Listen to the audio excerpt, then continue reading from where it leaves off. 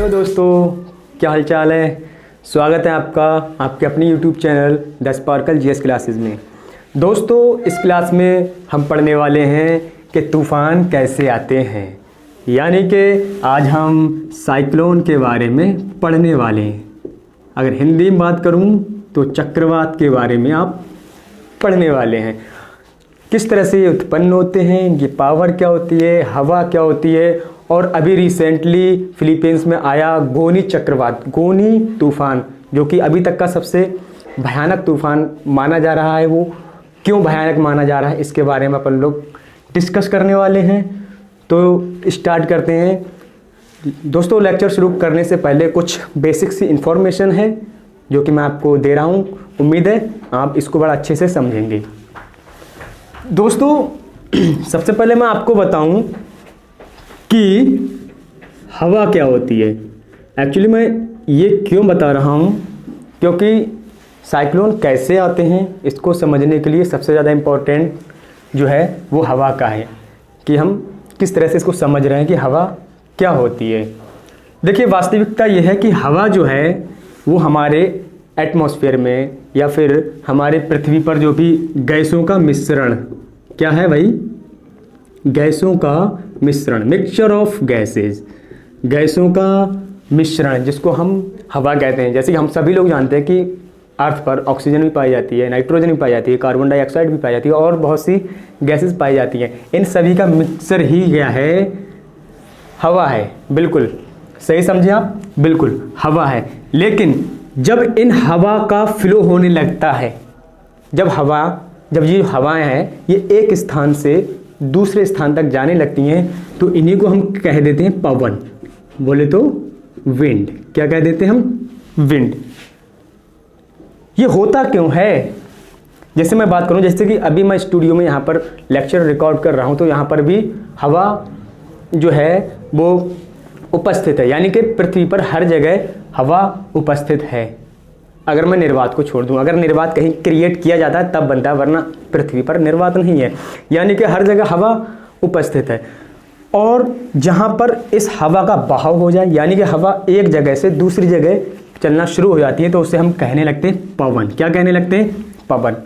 ये क्यों होता है, क्वेश्चन मार्क, ये क्यों होता है।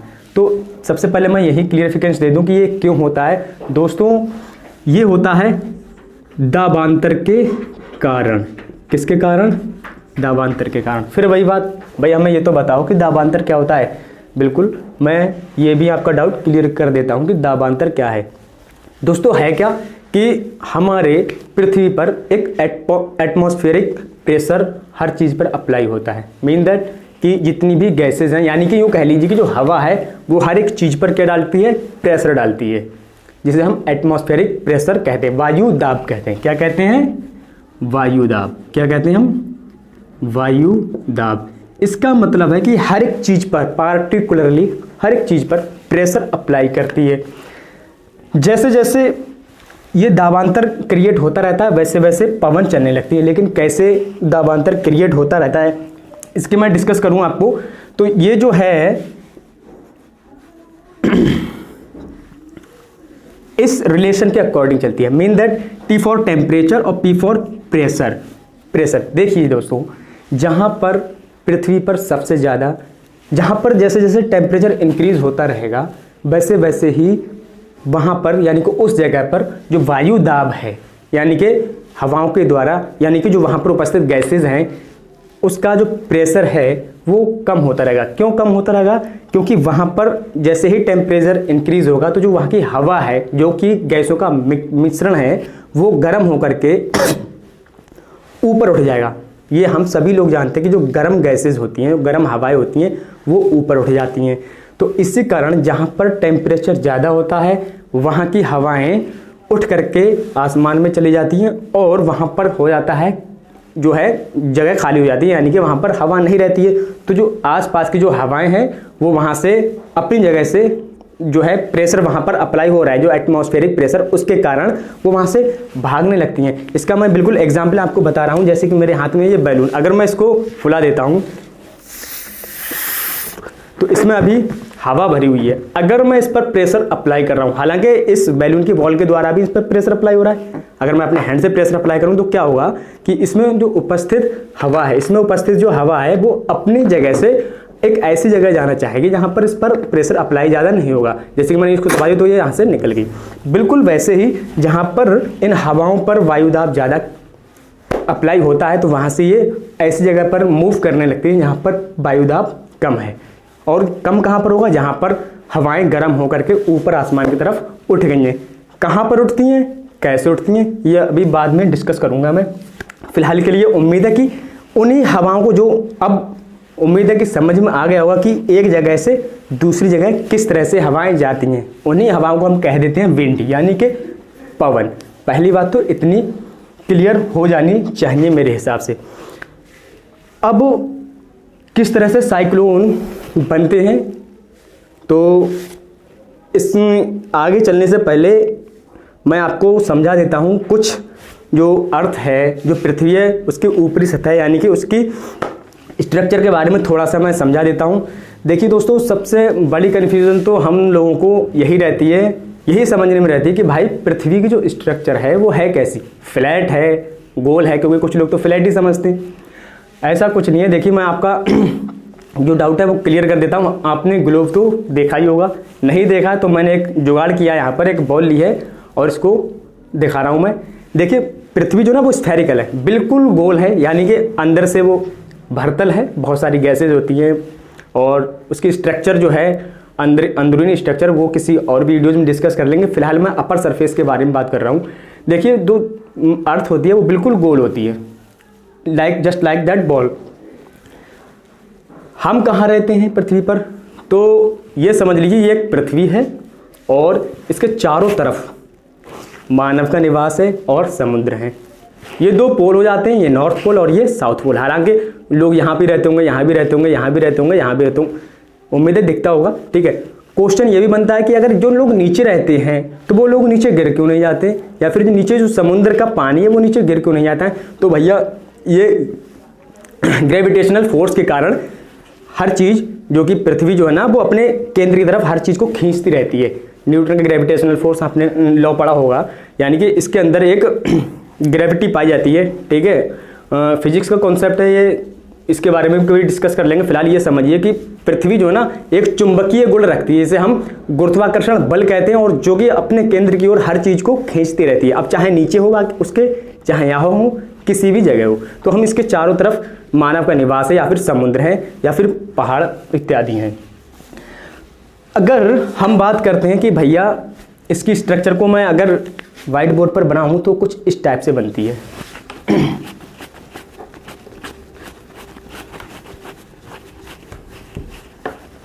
देखिए जैसे कि मैं मान लेता हूं कि ये है अर्थ, ठीक है। हो सकता है गोल ना आया क्योंकि ड्राइंग भाई थोड़ी सी कमज़ोर है, यहाँ पर मैं थोड़ा सा गोल कर दे रहा हूँ। अरे यार, ठीक है, मान लेते हैं गोल है, ठीक है। तो अगर मैं इसका आपको अक्षांशीय विस्तार बताऊं, लैटिट्यूड इसके क्या होते हैं, तो हम सब लोग जानते हैं या नहीं जानते, तो अब जान लीजिए कि अगर मैं इसके अक्षांशीय विस्तार की बात करूं तो इसमें एक मेजरली एक बीच में हम इसको डिवाइड करते हैं इस टाइप से, जिसको हम कहते हैं भूमध्य रेखा। क्या कहते हैं? भूमध्य रेखा। इसके नीचे एक और रेखा होती है और सेम डिस्टेंस पर इसके ऊपर एक और रेखा होती है। ऐसा नहीं कि ये किसी ने खींच दी है या पैमाने लगा के बनाई हुई है, काल्पनिक रेखाएं होती हैं जो कि एज्यूम की हुई है कि भाई सॉरी ये भूमध्य रेखा है, इसके 23.5 ये 0 डिग्री अक्षांश होता है। ये एज्यूम किया हुआ कि भाई ये 0 डिग्री अक्षांश है, इसके 23.5 डिग्री अक्षांश पर ये हो जाती है आपकी, अगर मैं अक्षांश को इधर लिख दूं तो ज़्यादा बेहतर लगेगा, और 23.5 डिग्री ये, इसको कहते हैं 23.5 डिग्री नॉर्थ और 23.5 डिग्री साउथ। इसको कहते हैं हम कर्क रेखा। हाँ, ये वही कर्क रेखा जो कि भारत के 7 राज्यों से होकर के गुजरती है, ठीक है, कर्क रेखा। और ये होती है भाई मकर रेखा, बहुत बढ़िया, ये बात तो समझ में आई होगी। ठीक है, अगर बात करें, हालांकि बहुत सारे अक्षांश होते हैं, हम मेजरली जो पढ़ते हैं उनके बारे में मैं जिक्र कर रहा हूँ। मैं अभी आपको ये बता रहा हूँ कि जो पृथ्वी को हम अक्षांशीय रूप से कितने भागों में हम डिवाइड करते हैं, इसके बारे में भी बता रहा हूँ। अभी साइक्लोन कैसे बनते हैं अभी इस पर नहीं आया हूँ। उस पर आने से पहले हम बेसिक सी जो हिस्ट्री है उसकी, या कहाँ से शुरुआत होती है, जो मेरे पढ़ाने का कॉन्सेप्ट यही रहता है कि साइक्लोन कैसे आते हैं, उससे पहले हम पूरी उसकी जानकारी देते हैं कि एक्चुअल में होता क्या है। तो आप समझने का प्रयास करिए कि 66.5 डिग्री, 66.5 डिग्री और 66.5 डिग्री क्लियर दिख रहा है?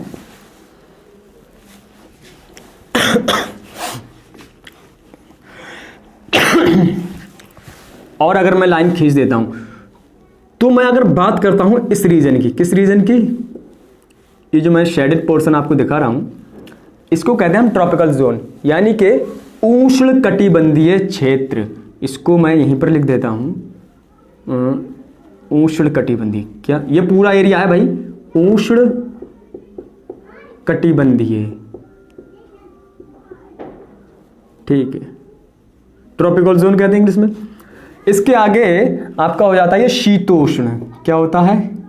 23.5 डिग्री नॉर्थ से 66.5 डिग्री नॉर्थ और 23.5 डिग्री साउथ से 66.5 डिग्री साउथ तक ये जो एरिया कहलाता है, ये भाई साहब आपका कहलाता है शीतोष्ण कटिबंधीय, और यहाँ भी कहलाता है आपका शीतोष्ण कटिबंधीय।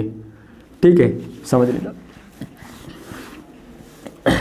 शीतोष्ण और ऊपर और नीचे इन्हीं का मेजरली हमारा काम है, तो मैं बता दे रहा हूँ। बाकी उधर तो शीत हो जाती है, यहाँ पर ये आपका हो जाता है साउथ पोल, यानी कि साउथ पोल बोले तो दक्षिणी ध्रुव, दक्षिणी ध्रुव इंग्लिश में कह देते हैं हम साउथ पोल।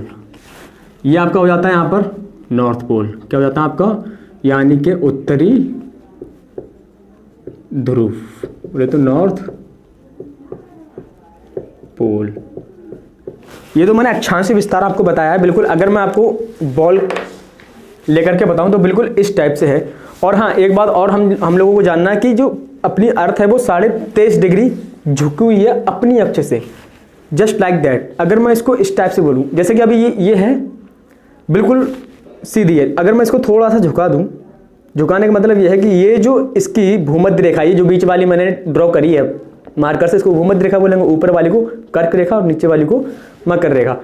तो ये इस टाइप से मूव करती है। हालांकि एक सर्कुलर मोशन जो कि 365 दिन में करती है, कुछ ज़्यादा 365 दिन लगभग 5.5 घंटे ज़्यादा एक ईयर में लेती है सूरज का एक चक्कर पूरा करने में। मैं उसकी बात नहीं कर रहा हूँ, उसे वृत्तीय गति कहते हैं। इसके साथ साथ ही अपनी अक्ष पर जो कि 23.5 डिग्री इस टाइप से झुकी हुई है और फ्रंट पर रहती है, सन के चारों तरफ इस टाइप से मूव करती रहती है, और उसके साथ साथ अपनी एक्सिस पर, अपनी अक्ष पर घूर्णन गति करती रहती है। बात को जरा ध्यान से समझना, इन सब का यूज होगा कॉन्सेप्ट को बनाने में। ये जो अर्थ है अपनी अक्ष पर 23.5 डिग्री झुकी हुई है और लगातार पश्चिम से पूरब की ओर, पश्चिम से पूरब की ओर घूमती रहती है इस टाइप से। और होता क्या है, जो सन की मैक्सिमम जो सीधी लाइट है वो कर्क रेखा से और मकर रेखा के बीच के रीजन में ही ज्यादातर पड़ती रहती है, क्योंकि सूरज की लाइट सीधी इससे ज्यादा कभी इधर जाती नहीं है और ना ही इससे ज्यादा इधर जाती है। इसीलिए इस रीजन को, यानी कि इस वाले रीजन को हम कहते हैं उष्ण कटिबंधीय क्षेत्र, बोले तो ट्रॉपिकल जोन। यानी कि इस एरिया में भाई साहब गर्मी अच्छी खासी पड़ती है इनकी अपेक्षा। अपना जो इंडिया है वो भी आधे से ज़्यादा, यानी कि साउथ इंडिया जो है वो उष्ण कटिबंधीय क्षेत्र में आ जाता है, क्योंकि जो कर्क रेखा है वो अपनी गुजरात से होकर के झारखंड वगैरह से होकर के निकल गई है। यानी कि अगर मैं यूपी की बात करूं तो यूपी शीतोष्ण में आ जाता है। आगे हम बात करते हैं, तो भाई ये आप हमको क्यों बता रहे हैं? आप तो हमें साइक्लोन बताने वाले थे। बिल्कुल लोड ना लें आप, मैं बिल्कुल बता रहा हूँ। साइक्लोन को समझाने के लिए ही ये चीज़ समझना बहुत ही ज़रूरी है। देखिए होता क्या है, इस रीजन में जब गर्मी ज़्यादा पड़ती है, गर्मी ज़्यादा पड़ती है तो यहाँ पर जो हवा उपस्थित है। अच्छा, उससे पहले मैं एक चीज़ और आपको समझा दूँ कि जो साइक्लोन है वो तो दो टाइप के होते हैं। एक तो उष्णकटिबंधीय यानी कि ट्रॉपिकल साइक्लोन होते हैं, यानी कि उष्णकटिबंधीय, हिंदी में बोलूं तो उष्णकटिबंधीय चक्रवात हिंदी में कहते हैं इसे। और एक होते हैं शीतोष्ण कटिबंधीय, शीतोष्ण कटिबंधीय चक्रवात। यानी कि इस रीजन में जो भी साइक्लोन आएंगे, जो भी चक्रवात आएंगे, उसे हम कहते हैं उष्णकटिबंधीय चक्रवात। और इस रीजन में और इस रीजन में जो भी चक्रवात आएंगे उन्हें हम कहते हैं शीतोष्ण कटिबंधीय चक्रवात। ठीक है, बहुत बढ़िया। अब हम बात करते हैं कि भाई साइक्लोन आते कैसे हैं। बहुत देर हुई घुमाते हुए, तो अब आते हैं direct come to the point कि साइक्लोन कैसे बनते हैं। तो फ्रेंड्स, होता क्या है कि अभी जैसे कि मैं पहले ही बता चुका हूं कि जहां पर वायु जो है, हवा जो है वो गर्म होती है, तो गर्म हवा कहाँ उठती है? ऊपर उठ जाती है, क्योंकि वो हल्की हो जाती है। तो इस उष्णकटिबंधीय क्षेत्र में क्या होता है कि अच्छी खासी गर्मी पड़ती है, यानी काफ़ी मात्रा में गर्मी पड़ती है, बहुत अच्छी गर्मी पड़ती है, जिससे कि क्या होता है कि वहाँ पर, कहाँ पर? समुद्र में जो हवाएं हैं, यानी कि जो हवा है वो गर्म होकर के कहाँ क्या हो जाती है? ऊपर उठ जाती है, ऊपर उठ जाती है, ऊपर उठ जाती है। तो जिससे क्या होता है कि वहाँ पर एक निम्न वायुदाब का क्षेत्र क्रिएट हो जाता है। निम्न वायुदाब का क्षेत्र क्रिएट हो जाता है, तो उसके आसपास की जितनी भी ठंडी हवाएं हैं वो क्या करती हैं, जैसे कि यहां पर वायु गर्म होकर के ऊपर उठ गई, तो यहां पर क्या करके वैकेंट हो गया, खाली जगह हो गई। तो इसके आसपास की जितनी भी ठंडी हवाएं थीं वो इस जगह को घेरने का प्रयास करती हैं। कहां पर? समुद्र में। पृथ्वी पर नहीं, वो सॉरी जमीन पर या भूखंड पे नहीं आता है चक्रवात, समुद्र में आता है। तो समुद्र में ही क्यों आता है ये भी बताऊंगा। फिलहाल के लिए अभी ये समझिए कि जहां पर गर्म वायु होकर के ऊपर उठ गई, तो क्या हुआ कि उसके आसपास की जो ठंडी वायु थी, ठंडी हवा थी, वो इस जगह को घेरने का प्रयास करती है। हाँ, वही जो सीट खाली हो जाती है वहाँ पर कॉलेज वगैरह में, तो वहाँ पर तमाम स्टूडेंट जाते हैं ना, सीट घेरने का प्रयास करते हैं। सीट किसी और की बात कर रहा हूँ मैं, बिल्कुल जस्ट लाइक दैट। यहाँ पर भी स्पेस खाली हो गया, तो ये एंटर इसमें करना चाहेगी। अब कैसे करना चाहेगी भाई? क्योंकि इधर वाली भी ये इस पर प्रेशर अप्लाई कर रही है, ये भी इसमें एंटर करना चाहती है, ये भी इसमें एंटर करना चाह रही है, ये भी इसमें, और ये भी इसमें एंटर करना चाह रही है। तो भाई क्वेश्चन ये उठता है कि समुद्र में ही क्यों आते हैं, और ऐसा क्यों होता है कि एक पार्टिकुलर स्पेस की हवा गर्म होकर उठ गई, और समुद्र तो बहुत बड़ा है भैया, तो पूरे समुद्र की हवा होकर गर्म होकर के क्यों नहीं उठती है? ऐसा ही क्यों होता है? तो उसका रीजन ये है कि भाई जहां भी चक्रवात आएंगे तो वो समुद्र में कहीं ऐसी जगह पे सॉरी, समुद्र में ऐसी जगह पे आएंगे जहां पर छोटा सा कोई द्वीप होगा, मीन दैट आइलैंड होगा, छोटा सा एक नन्हा सा द्वीप होगा। तो जो द्वीप होगा उसके चारों ओर ही ये बवंडर बनता है, यानी कि ये साइक्लोन बनता है। ऐसा क्यों होता है? देखिए दोस्तों, एक बात ये क्लियर कर लीजिए, थोड़ा सा डाउट रहता है लोगों को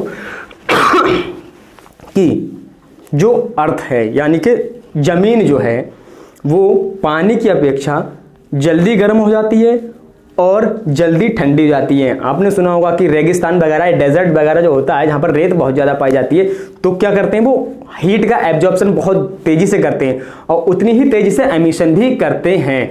इसी कारण जो डेजर्ट है यानी कि रेगिस्तान है, वो दिन में बहुत ज़्यादा गर्म हो जाते हैं और नाइट में बहुत ज़्यादा ठंडे भी हो जाते हैं, क्योंकि बहुत ही जल्दी वो हीट का एमिशन कर देते हैं, यानी कि एमिट कर देते हैं। बिल्कुल ऐसे ही जमीन भी क्या करती है, हीट को बहुत जल्दी एब्जॉर्ब कर लेगी। अब मान लिया कि यहां पर समुद्र है, ये लेट से कि इतना एरिया समुद्र का है, इसमें छोटू सा एक टापू है, ठीक है, यानी कि द्वीप है, क्या है, आइलैंड है छोटा सा। अब ये तो जमीन है ना, अब माना कि सन की जो रेज है ना इस पे बहुत कड़ाके की पड़ गई और यहां पर पड़ गई बेतहाशा गर्मी। जैसे ही गर्मी पड़ी तो इस जमीन की जो भी हवा है वो गर्म हो जाएगी। इस समुद्र, ये जो चारों तरफ समुद्र है ना, इसकी जैसे कि ये छोटू से टापू, चारों तरफ ये समुद्र है, इस जमीन की जो हवा है ना, इस समुद्र की पानी की सतह के ऊपर जो भी हवा है उससे पहले और अधिक गर्म हो जाएगी ये, चूंकि ये छोटा सा है इसके रिस्पेक्ट में, तो इसकी हवा जैसे ही गर्म हुई है द्वीप की तो वो ऊपर उठ गई। अब यहाँ पर तो भैया क्या हुआ, यहाँ पर क्या हुआ, हवा है ही नहीं। जब हवा नहीं है तो समुद्र में जो उपस्थित ठंडी हवा थी वो इस द्वीप की तरफ आएगी। क्या आएगी, द्वीप की तरफ आएगी, और जैसे ही द्वीप की तरफ आएगी तो भैया ये गोल गोल घूमना शुरू कर देगी। जैसे ही गोल गोल घूमना शुरू करा तो इसकी स्पीड बहुत ज़्यादा हो जाती है इस हवा की, और स्पीड के साथ साथ ये समुद्र में उपस्थित जो पानी है या फिर वायु में नमी है उसके कणों को साथ में ले लेती है, और उसके साथ साथ जो धूल के कण हैं उन पर संघनित होकर के बरस जाती है। अब क्वेश्चन आता है ये गोल गोल ही क्यों घूमती है, ये गोल गोल ही क्यों घूमती है। सबसे इम्पोर्टेंट और सबसे डाउटफुल क्वेश्चन मार्क कि ये गोल गोल ही क्यों घूमती है। आप जो हैं अभी मैं आपको स्क्रीन पर भी इस चीज़ को शो कर दूंगा, फिलहाल सारे डाउट क्लियर कर दूंगा आज मैं आपके, आई प्रॉमिस। देखिए होता क्या है, अभी मैंने रफ इसलिए करा क्योंकि बहुत ज़्यादा ही डिस्टर्बेंस हो रही थी फिगर में। मैं फिर से बना दे रहा हूँ उसको। ये भूमध्य रेखा है, ये कर्क रेखा है, ये मकर रेखा है। सॉरी पास में ज़्यादा बन गई भाई, होता है भाई, होता है। ये होता क्या है कि मेरे भाई जब भी वायु केंद्र की ओर चलती है, मतलब आज तो राहुल गांधी जी वाले भाषण दे दिए मैंने, ऐसे ही देते हैं ना बिल्कुल। चलो कोई नहीं। देखिए क्या होता है, सबसे पहले तो ये मैंने शुरू लेक्चर में ही इसलिए समझा दिया था कि जो पृथ्वी है वो अपनी अक्ष पर 23.5 डिग्री पश्चिम से पूरब की ओर इस टाइप से रोटेट करती है, घूर्णन गति करती है। अब क्या होता है, जैसे ही ये घूर्णन गति करेगी, जैसे कि आप, चलो मैं पहले समझा देता हूँ, जैसे ही घूर्णन गति करेगी तो क्या होता है कि अगर ये 0 डिग्री भूमध्य रेखा है, इसकी बात मैं कर रहा हूँ, भूमध्य रेखा से ऊपरी भाग को हम कहते हैं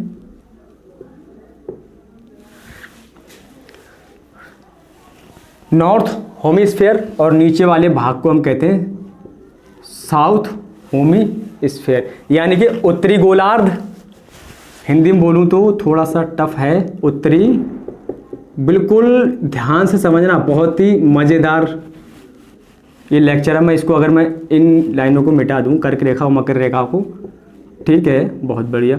और ये है आपका दक्षिणी गोलार्ध। अगर मैं अर्थ को 2 गोलार्धों में डिवाइड करता हूं तो इसमें 2 गोलार्ध बनते हैं, उत्तरी गोलार्ध और दक्षिणी गोलार्ध। ठीक है, आगे देखिए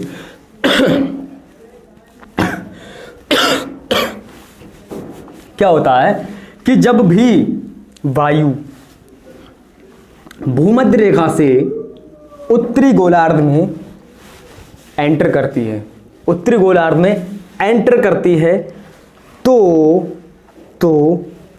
कोरियोलिस बल के कारण, अरे अब ये कौन सी नई बल आएगी भाई, कोरियोलिस, अरे बता रहे हैं भाई, कोरियोलिस, पेशेंस रखो भाई, ये भी बताएंगे। कोरियोलिस बल के कारण ये उत्तरी गोलार्ध में चलने वाली सभी हवाएं अपने राइट हैंड को मुड़ जाती हैं। चलनी ऐसी चाहिए थी लेकिन क्या हो गई, इधर को मुड़ जाती है। क्या हो जाती है, बिल्कुल राइट हैंड पर। ध्यान रखना, उत्तरी गोलार्ध में जाने वाली भूमध्य रेखा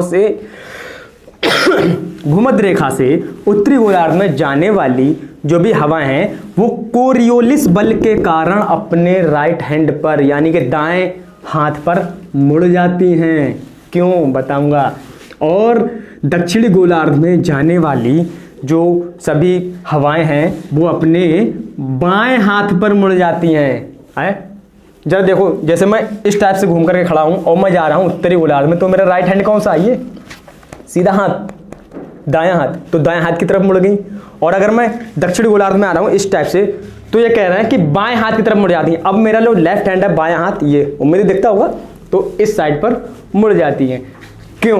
देखिए ऐसी घटना क्यों होती है। तो होता क्या है कि कोरियोलिस जो एक साइंटिस्ट थे, रह चुके हैं, उन्होंने बताया कि पृथ्वी इस टाइप से घूम रही है। अब कोई भी चीज़ इस तरह से घूमेगी तो ये एक्चुअल में कोई बल नहीं होता है, ठीक है। बस क्या होती है कि अगर हवाएं इधर को जा रही हैं और पृथ्वी घूम रही है इधर को, तो इधर को ये मुड़ जाती हैं और क्या होता है, इधर मुड़ने के बाद ये एंटी क्लॉकवाइज हो जाती हैं। क्या हो जाती हैं? एंटी क्लॉकवाइज, यानी कि घड़ी की सुई की उल्टी दिशा में घूम जाती हैं। और इस डायरेक्शन में जब दक्षिणी गोलार्ध में आती हैं तो ये क्या होती हैं, घड़ी की सुई की डायरेक्शन में, यानी कि क्लॉकवाइज इस टाइप से फिर घूम जाती हैं। और फिर क्या होता है, जब समुद्र में ये जो हवाएं इस केंद्र की तरफ जाती हैं, यानी कि उस टीपू की उस द्वीप की तरफ जाती हैं, तो अगर ये साउथ यानी कि उत्तरी गोलार्ध में है, साउथ नॉर्थ हेमिस्फीयर में, तो ये क्या होती हैं, ये इस टाइप से एंटी क्लॉकवाइज घूम जाती हैं। क्या हो जाती हैं? फिगर में, चित्र में देखते होगे, मैंने इमेज पर स्क्रीन पर शो कर दूंगा कि ये उत्तरी गोलार्ध में एंटी क्लॉकवाइज घूम जाती हैं और दक्षिणी गोलार्ध में अगर यहाँ पर टीपू है तो ये क्लॉकवाइज डायरेक्शन में घूम जाती हैं। और बहुत सारे समुद्र के पानी को लेकर के ये घूमती रहती हैं और संघनित होकर के वो वायु की नमी और पानी धूल के कणों पर चिपक जाती हैं और बहुत तेजी से यहाँ पर हवाएं चलती हैं और फिर वो गर्जना के साथ बहुत तेज बरसती हैं। इसी को कहते हैं हम साइक्लोन, यानी कि तूफान आना। क्या कहते हैं? तूफान आना। देखिए एक बार और क्लियर कर लीजिए कि दक्षिणी गोलार्ध में ये क्लॉकवाइज घूमती हैं हवाएं, फिगर में शो होता होगा यहाँ पर, और उत्तरी गोलार्ध में ये एंटी क्लॉकवाइज घूमती हैं, देख सकते हैं आप। तो उम्मीद है कि किस टाइप से साइक्लोन आते हैं, ये कुछ नहीं होता, बस इतना ही होता है कि जहाँ पर वायु का दाब नहीं रहता, वायु गर्म होकर ऊपर उठ जाती है, तो आसपास की जो गर्म हवाएं हैं वो उस एरिया में एंटर करने का प्रयास करती हैं, जिससे कि वो गोल गोल घूमने लगती हैं। कौन से गोलार्ध में कैसे घूमती हैं ये भी बताया, और बहुत सारे बीच में इनकी पेरिफेरी लगभग 2000 किलोमीटर तक हो जाती है, मतलब सरकमफेरेंस, अगर वृत्तीय गति करने लगते हैं, चक्कर काटने लगते हैं और फिर आसमान में चले जाते हैं और बहुत तेजी के साथ ये बहाव होता है इनका, आंधी हवाओं के साथ, और फिर ये क्या होती हैं, बहुत तेज बरसती हैं। एक वर्ड होता है तूफान की आंख। क्या होता है? अरे भैया तूफान की आंख मिथुन चक्रवर्ती की मूवी की बात नहीं कर रहा हूँ, तूफान की आंख, इसे हम आई ऑफ साइक्लोन कहते हैं, आई ऑफ साइक्लोन। क्या होता है कि जैसे कि ये थोड़ा सा दीपू है, इसके चारों तरफ ये चक्कर काटने लगता है बवंडर, तो ये दीपू है ना, यही जो बीच में केंद्र रहता है उसी को हम कहते हैं तूफान की उसी को कहते हैं तूफान की आंख।